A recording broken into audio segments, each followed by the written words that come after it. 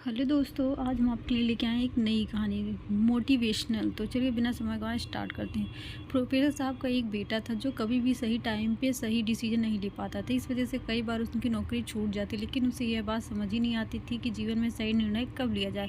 Professor साहब हमेशा इससे कहा करते थे, यह सही समय पर निर्णय नहीं लोगे तो तुम्हें नुकसान उठाना पड़ेगा, लेकिन बेटे के कान पर जू नहीं रखती थी। एक दिन प्रोफेसर साहब को एक युवती सूझी। उन्होंने अपने बेटे को अपने लैब में बुलाया। बेटा वहाँ पहुँचा तो उसने देखा कि प्रोफेसर साहब ने एक मेढक मंगवा रखा। उन्होंने चूल्हे पर एक पतीले में पानी चढ़ाया और उसे उबलने दिया। पानी जब तक पूरा उबलता तो उन्होंने मेढक को उस पानी में डाल दिया। मेढक को जैसे ही पानी गर्म लगा, छलांग लगा दी और खौलते पानी से बाहर आ गया। बेटों को कुछ समझ नहीं आया। प्रोफेसर साहब ने बेटों को बैठने के लिए बोला। जो कुछ हो रहा उसे देखते रहे किसान क्या। उन्होंने दूसरे पतीलों को लिया और उसमें मेढक को पहले से ही डाल दिया और पानी गर्म। थोड़ी देर में पानी खोल गया, लेकिन मेढक ने उस पानी से बाहर छलांग नहीं लगाया और कुछ देर में डूब के मर गए। बेटों को यह सब देखकर बहुत आश्चर्य हुआ। अब प्रोफेसर साहब ने उनसे पूछा, बेटा जरा बताओ, मेढक ने बाहर छलांग क्यों नहीं लगाई?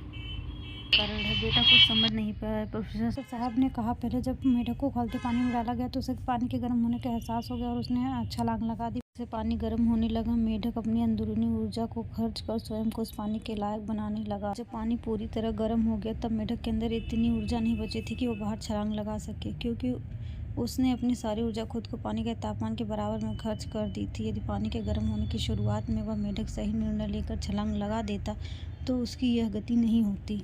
इसीलिए जीवन में सही समय पर आकलन कर सही निर्णय लेना बेहद आवश्यक होता है। पिता की बात सुनकर बेटे की आंखों में चमक आ गई। उसे जीवन को देखने का एक नया नज़रिया मिल गया। कैसी लगी दोस्तों आपको हमारी ये कहानी? अगर आपको ये स्टोरी अगर अच्छी लगी हो तो लाइक करिए, कमेंट करिए, सब्सक्राइब करिए। धन्यवाद।